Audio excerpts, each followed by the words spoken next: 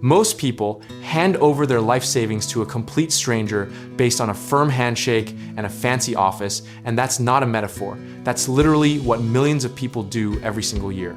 We're talking about decisions that can mean the difference between retiring at 60 or working until you physically can't anymore. The financial advisory industry manages over $100 trillion globally, and yet studies show that roughly 80% of actively managed funds underperform a simple index fund over a 10-year period.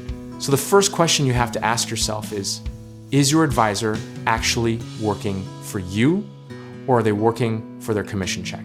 Here's the first red flag hiding in plain sight. If your advisor can't clearly explain what a fiduciary duty is, walk out the door. A fiduciary is legally required to put your interests first. And an advisor who dances around that word is basically telling you everything you need to know. Look at how they get paid, because compensation structure is the X-ray machine that reveals the whole skeleton.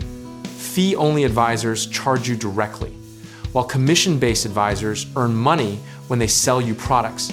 And one of those models has a very obvious conflict of interest built right into the business model. Ask them point blank, what's your investment philosophy? And watch how long it takes them to give you a straight answer. If they throw around buzzwords like dynamic alpha generation and proprietary risk matrices without ever actually saying anything, you're not talking to an expert, you're talking to a salesperson with better vocabulary.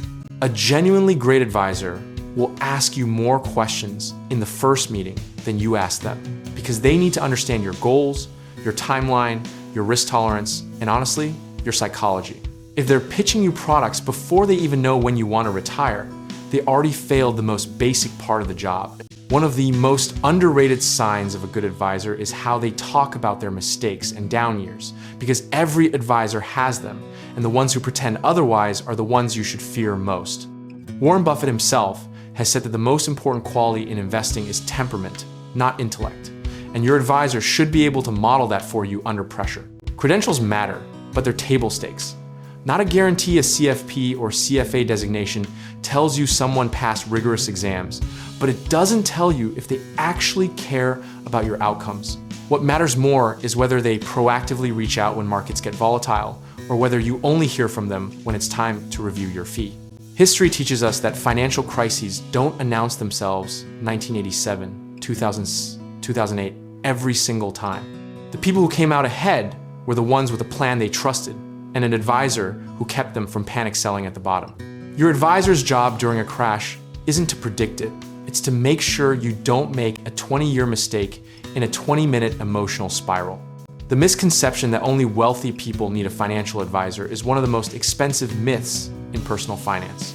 Starting with a fee-only advisor at 30 with $50,000 is often worth more than hiring the flashiest firm at 50 with $500,000, because time and discipline compound in ways that no product can replicate. What you're really building with a good advisor is a repeatable process, not a hot tip, not a secret strategy, but a boring, consistent, emotionally disciplined system that you can stick to when everything feels uncertain. Position sizing and risk management done correctly will outperform genius stock picking over any meaningful time horizon.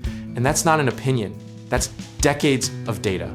The irony of this whole conversation is that the best advisors are often the least flashy ones. No yacht photos on LinkedIn, no bold market predictions, just compounding returns and clients who've been with them for 20 years. Meanwhile, the loudest voices in the room tend to be the ones who need your money more than you need their advice. At the end of the day, picking a financial advisor is less about finding someone smarter than you and more about finding someone disciplined enough to protect you from yourself. Discipline, consistency, and the right sizing of risk will always outlast conviction, timing, and bravado every single time. And if you're ready to take that first step toward building real, lasting wealth, whether that's through smart financial planning, real estate investing, home contracting work, or finding the right lenders, check out our links in the description below.